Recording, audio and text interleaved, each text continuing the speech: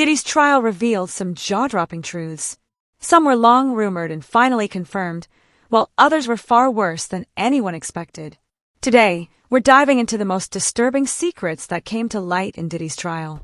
For whatever reason, the feds didn't present a lot of stuff that would have made sure that he was gone.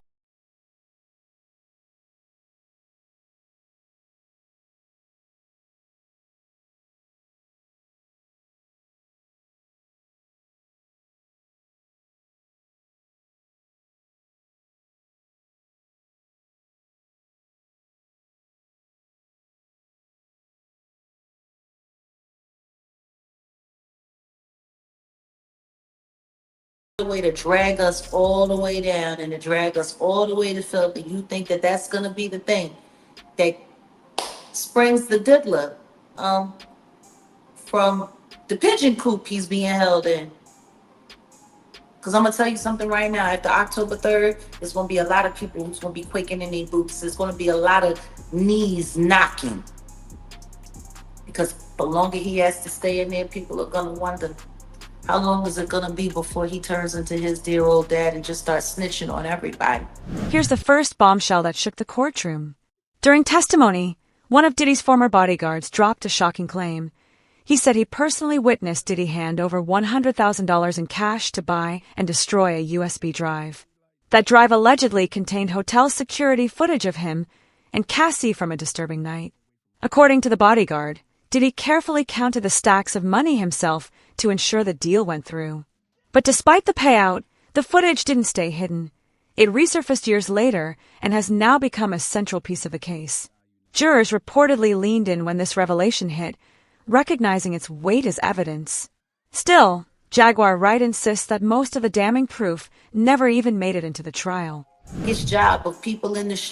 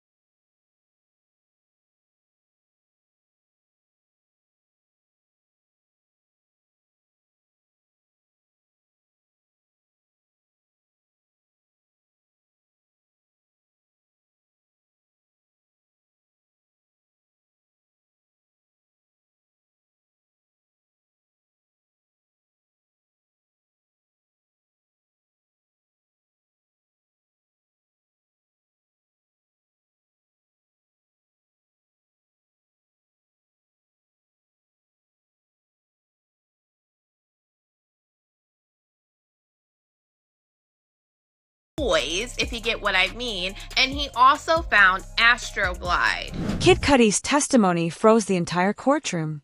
He revealed that his friendship with Cassie set off a chain of events that went far beyond ordinary music beef. First, his prized Porsche, a rare custom model, suddenly exploded in his driveway after someone hurled a Molotov cocktail. Cudi said the image of those flames is something he'll never forget. But it didn't stop there.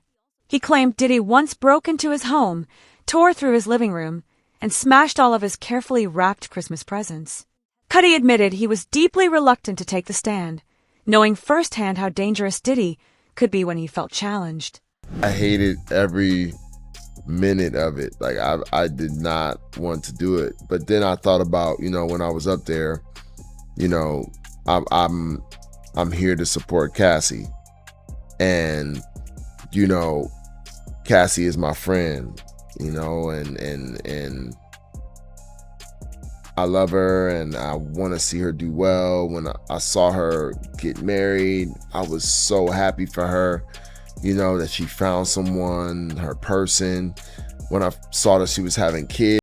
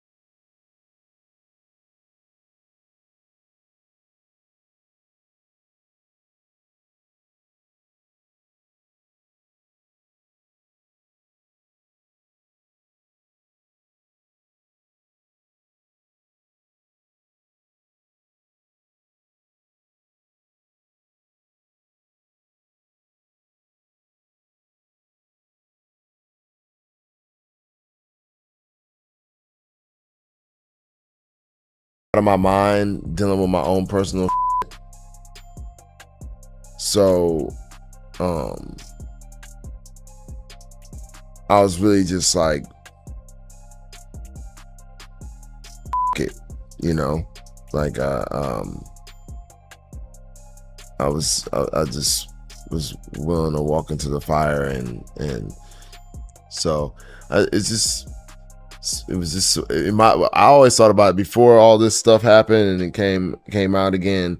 I just, over the years, I just thought about it as like just some wild that happened in my rock and roll life. You know what I'm saying? Like, I just, you know, it was just some crazy shit that happened. Imagine being at the peak of your career, only to be thrown into turmoil like this. The jurors weren't simply listening, they were shaken, because these weren't whispers or gossip. They were official statements given under oath. Another shocking revelation came from Capricorn Clark, someone who had worked closely with Diddy throughout the Cassie era. Testimony resumed today in the federal sex-trafficking trial of music mogul Sean Diddy Combs. And today, one of the Combs' former assistants took the stand. Okay, Fox 5's Lisa Evers was inside the courtroom. And Lisa, it was another day of intense testimony. It was definitely intense testimony, Natasha and Steve. Former Diddy aide Capricorn Clark was on the stand talking about violence she witnessed, as well as the hardship that she endured after she was fired by Combs in 2012. She broke down in tears when she recalled how she dedicated her life to Sean Diddy Combs and considered herself a type of protector. On the stand, she described a terrifying moment that made her fear for her life. She testified that Diddy forced her into a car at gunpoint, furious that she hadn't told him Cassie was spending time with Kid Cudi. Clark claimed Diddy told her point-blank that they were going to kill Cudi that very night. And as she continued her testimony, the details only grew darker. Tell you, this might just get even crazier than Diddy being charged with the kid of Capricorn Clark. Diddy's fourth victim is a female who is a prior employee and actually a former assistant of Diddy. Now, this former assistant is going by the name Mia as her pseudonym, and they asked Cassie Ventura if she knew this person, and she said yes, this is one of Diddy's former assistants. And we know Capricorn Clark is one of the female former assistants that used to work for Diddy back when Diddy was with Cassie. And even Cassie's mom confirmed that she knew who Mia was, the former assistant. And it doesn't end there. They asked one more person if they knew this assistant named Mia, and it was Dawn Burchard. Guess who was the former assistant still at that time during Danity Kane? It was Capricorn Clark. So not only is Diddy being hammered right now on the RICO because the arson connected to Kid Cudi and the break-in of Kid Cudi's home is connected to a kidnapping. Both the arson and the kidnapping fall underneath that RICO charge. But I also think victim number 4 is gonna be Capricorn Clark. She said the car ride felt like the longest of her life, not knowing what Diddy might actually do. The trial even dragged the legendary Prince into the spotlight. Cassie's former assistant testified that one night she and Cassie quietly slipped into Prince's private home to watch him perform. What should have been a dreamlike evening turned into a nightmare. According to her, Diddy snapped outside, causing such a scene that Prince's own security guards had to step in and break it up. Think about that. At Prince's house, surrounded by music royalty, security still had to intervene. Then came another chilling account. One of Diddy's former assistants recalled a disturbing incident aboard a private jet. Trapped thousands of feet in the air with no way out, he said he witnessed Diddy, glass of whiskey in hand, as Cassie cried out, "Isn't anybody seeing this?" But instead of helping, the crew stayed frozen in place, leaving Cassie to face it all on her own. Jaguar Wright later explained how Diddy managed to get away with this behavior. The culture of violence in the industry was simply too deep-rooted. Go to Diddy parties, which is where people like me step in.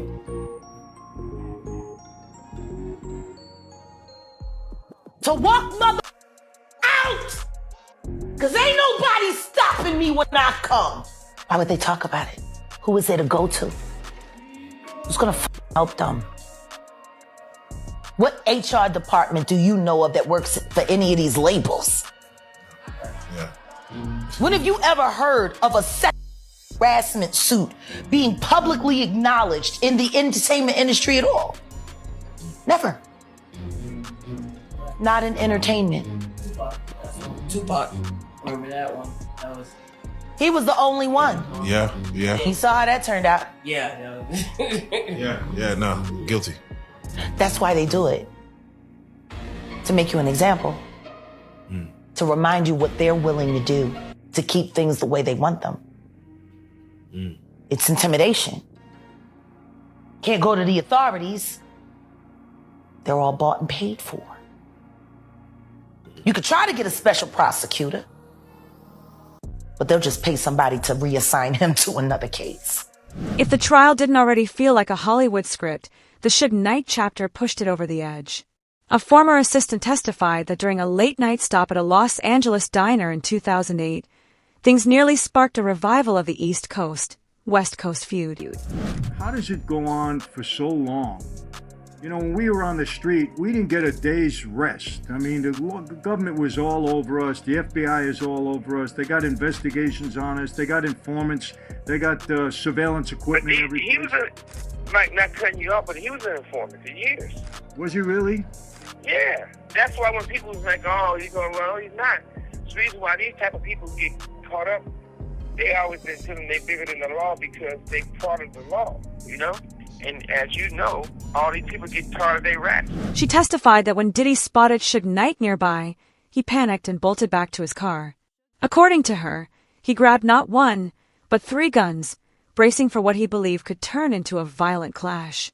Fortunately, nothing happened that night, but the possibility of a random encounter exploding into chaos had the courtroom buzzing. For many, it served as a stark reminder of the long-standing bad blood between Diddy and Suge. Gene Deal even revealed that Diddy always resented Suge for being involved with his baby mama. So Eric Sermon, he was the reason why, Diddy was beating Misa. Yeah, that's crazy, man. I didn't know that, man. And she was talking to Suge Knight at one point, right? Oh, yeah. We had just got through, I think we were looking for Kim. And Kim wasn't home. So if Kim not home, we don't go home. So we jump into club after club after club until Diddy finds her. So then he'll have the babysit call her and find out where she at or whatever, this, that, and the third. And then we would have to go to the club that she at. And he wasn't even, well, he never stopped dating Kim. No, I don't care who he was with. It could have been with J-Lo. It could have been with whoever. He never stopped dating Kim. Kim couldn't date or be with nobody. She just couldn't. So now, this damn wolf, I guess he was holding this magazine in his pocket or whatever, and it was like a brochure or something like that, but it was Death Row. And it was Suge Knight with Misa. Now, when I told this story, nobody believed that, because they don't believe shit I say until it comes out in pictures or videos. It had Suge Knight next to Misa. Suge had the baby Misa had Justin in her arms, and Suge Knight was just like holding Misa, I think like this, holding Misa. It was a friendly picture. But on the bottom capture of it, it said, what the East Coast won't take care of, the West Coast will. Yo, Wolf showed that to Puff. You could see veins coming through his forehead, through his neck and everything. He blew a stack. It was crazy. So, Misa was everything but a child of God. But you gotta realize, Puff wasn't giving her the money that she needed to take care of Justin properly. Jaguar Wright has also backed up Suge's belief that Diddy is a federal informant, pointing out that even his own father was one. Did y'all see when they interviewed Dapper Dan about Diddy? I haven't seen that one. Please. They ran into Dapper Dan in Harlem and they asked him what he thought about what was going on with Diddy and if he knew Diddy. And I love Dapper Dan for this. He said, I grew up with his parents. He said, and what's going on with him has been going on long before him. Now, his father was a government snitch and a bad actor in the criminal world altogether. But there's whispers in the streets of Harlem that Diddy's mother isn't alive. Not his biological mother, but that woman is his aunt. Whoa. There are whispers. Wait a minute. There are whispers. One of the trial's most emotional moments came when Cassie's mother took the stand. She testified that she once tried to physically confront Diddy after he refused to return Cassie's stolen phone. But that was only the beginning.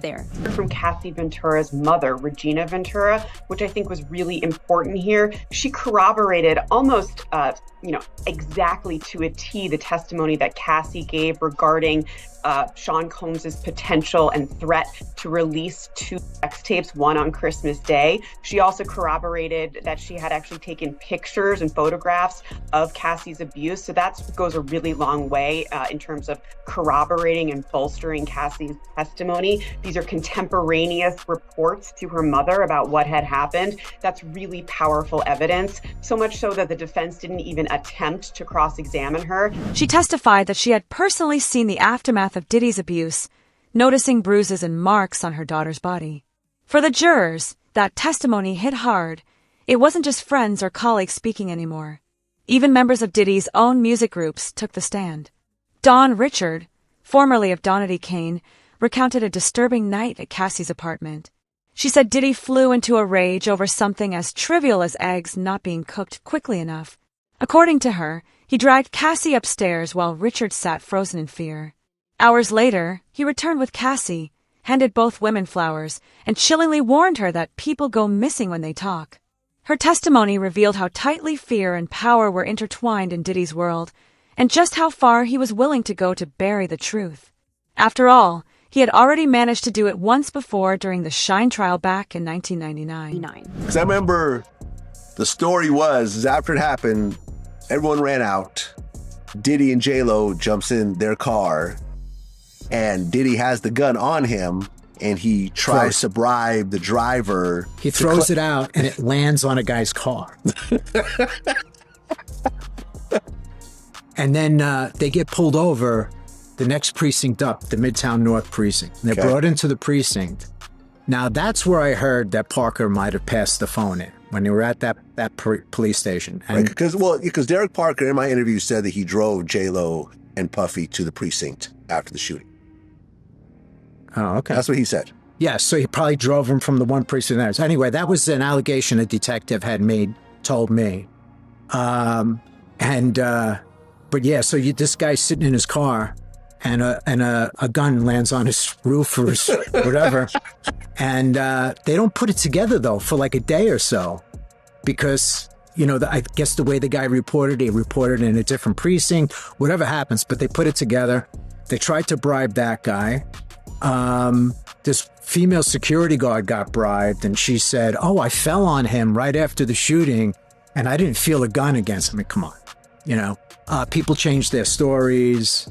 There was a lot going on with that case. He should have been held accountable for what went on in that club. Right, because I remember when the police started the whole thing. Well, did he start it, or? Yeah, I had heard that a bunch of guys were basically confronted Diddy and Shine and said something effectively, "Yeah, we got money too," and they threw a bunch of money at him or something like that. Diddy bumps into one of the guys. Okay. Doesn't say he's sorry. He's not apologetic, and from there it escalates. It was over a bump. Yes. A shooting over a bump. That's crazy. Shine went to prison for something he shot a gun, I guess, but he didn't actually shoot anybody. So you're saying that if this trial went the way things actually happened, Shine would have potentially not done the prison time that he did? Well, I think they all would have done time for possession, everything else. But yeah, he kind of took the brunt of it. Yeah, I'll send you the clip. You can throw it in. Yeah, it was these guys put their hearts and souls into that case, only to have it lose control of all their witnesses through intimidation and offers of money and everything else, and and then you can't really prove it, so it was kind of devastating to them. And he's managed to do it again this time. Cassie's testimony was perhaps the most haunting moment of the entire trial. She revealed how, for years, she was pressured into arranging and taking part in disturbing private gatherings with male escorts, events Diddy referred to as freak-offs. According to her, he would record these encounters, often in hotel rooms, and then humiliate her afterward. Many now believe this was part of a calculated scheme by Diddy to collect leverage and blackmail powerful figures. Oh, they knew where he was at. They got your phones tapped. They're going to stop your flights or whatever. They knew exactly where he was at. I don't think that when they have a warrant, a search warrant for a residence is not for a body. If they had one for a body, they would have brought it in. Now, if they would have went there and they found guns, drugs, and Diddy was there, they would have brought him in. You know what I'm saying? They would have brought him in. Like they brought his sons in. And then they want to know, well, why are these unlicensed guns in the house? Who drugs do these belong to? All those things like that. But a lot of people probably believe that, they just want to know, and the government want to know what things those people were doing on those tapes and who was doing shit on those tapes. Because I heard they found like 250 cameras or something like that. That's what they say. They said they found a lot of cameras. Right. There's a lot of rumors about him recording some of these parties, and he's using a lot of this stuff for blackmail, like a lot of celebrities, even as far as politicians. I think even Little Rod said that Diddy had every room taped and bugged. Right. Well, in his affidavit or his deposition that he gave to the courts, he said every room was bugged, and that he did have tapes and information on a lot of different celebrities and people in the music business, people that were in politicians, and like I said, in other platforms, people that was in the ministry. Allegedly. Oh, that's crazy. Yeah. Now, if the feds got their hands on these tapes,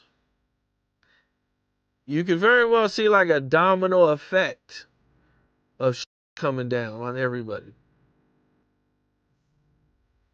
It depends on what's on the tapes. As if the trial weren't dramatic enough, major celebrities keep getting dragged into the spotlight. Britney Spears, Michael B. Jordan, and even Prince's name have surfaced in testimony. Cassie recounted how her 21st birthday party was filled with stars, including Britney. She also revealed that Diddy once accused her of being too close to actor Michael B. Jordan, which only fueled his jealousy further. On top of that, outside speculation has long suggested that Diddy might get off lightly because he was cooperating with the feds, allegedly offering up even bigger names like Jay-Z. Will Diddy start snitching? He better. But the only thing I'm interested in him talking about is everything he knows about Cassie Coriana White. See, I know you know what happened to Corey. Diddy? I know that. You and Jay-Z. Down in Vegas in Tao with Claudia.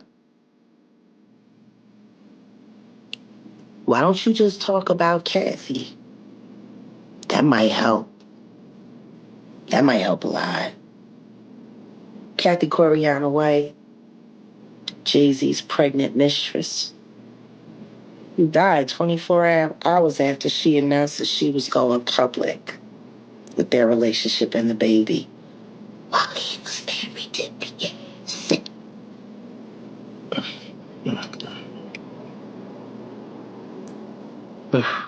What an aneurysm, Diddy?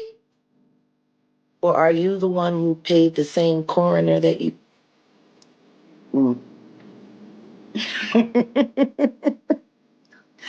Oh, Diddy, you should talk. Do you think even more secrets about Diddy are still waiting to come out? Share your thoughts in the comments below.